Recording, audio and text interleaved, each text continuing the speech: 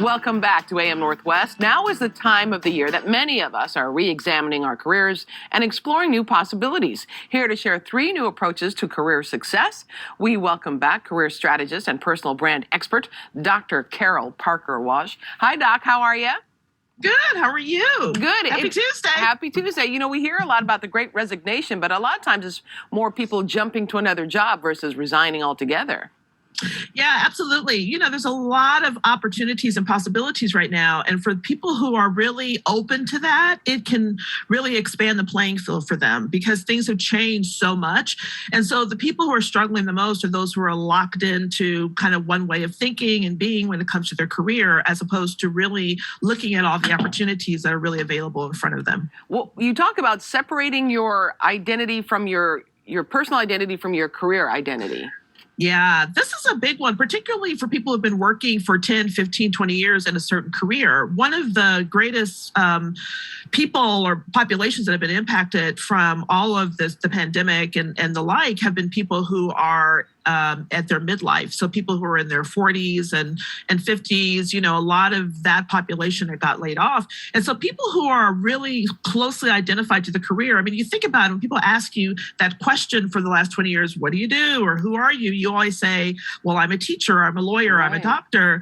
But what that does, when you can only see yourself through one lens, through one career opportunity, then it closes off all the other ones that you can. So what I always say, instead of what I work with my clients on particularly, instead of looking at the job title, look at the skills that you have to offer. Look at the gifts, the talents, and look at the breadth and depth of what you have to offer to any type of employer. So that way you can repackage it in a way to step into any role that you want to, as opposed to thinking, well, if I was in this job, I can only go after this job. Because there are so many openings right now, and there are so many opportunities for people to shift careers and change careers that you don't want to get lockstepped into, well, this is all I am, so this is all I can do. So if you could separate the two, separate what you bring to the table versus the title or the role that you've had for a lot of years, you'll find much more success and much more availability in what's out there for your career. Do you think it's time for us to normalize a career change, like being able to Absolutely. Because you've changed your career a few times. I have. And actually, the last 2 years have taught us nothing. It's like there's nothing permanent. So everything is rather fluid. Right. So being open to change. And the beautiful thing about it is that if you know, people often look at my the different roles that I've had in my career and think, oh, those things are very different. Yeah. But in truth, there was always me applying my skills, my abilities, my gifts, and my talents in the same way, but through a different lens. So because I focused on what I could bring to the table, it allowed me to be open to change. So we have to start normalizing that when you get, you know, what you did at 20, you probably won't want to do at 40, right? Right. So you're going to change. Circumstances are going to change.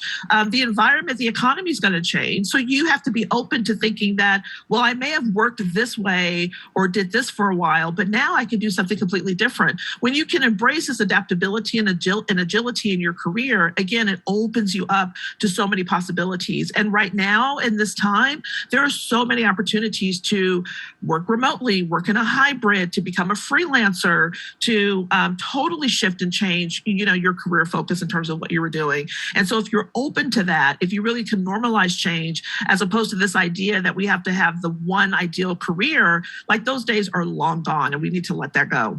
You also think it's important to define success on your own terms.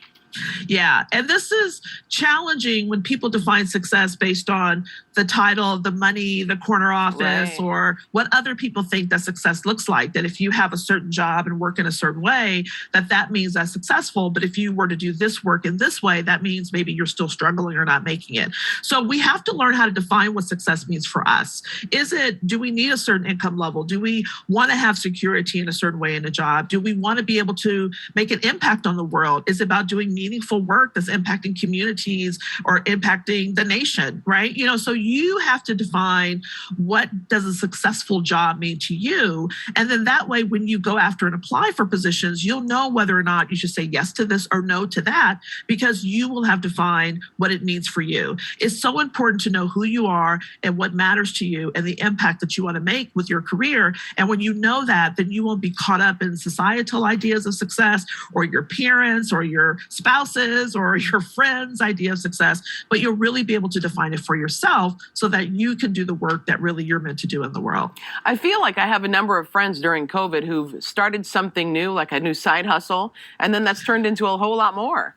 Yeah, and that's been so fabulous because a lot of employers right now, I think the statistics the last time I looked was around 20 or 30% of employers are looking for people who can do freelance and consulting. Yeah. Instead of creating new roles and positions, they're deciding to outsource. And so people have the opportunity, one of the greatest things you can do if you're currently in a position you're thinking about a side hustle is look around in the organization that you're with to see if you want to learn a new skill or apply your skills in a different way to do freelance within the organization. But a lot of them are looking for that. And that is so smart for people to do freelance because what that means is that they're not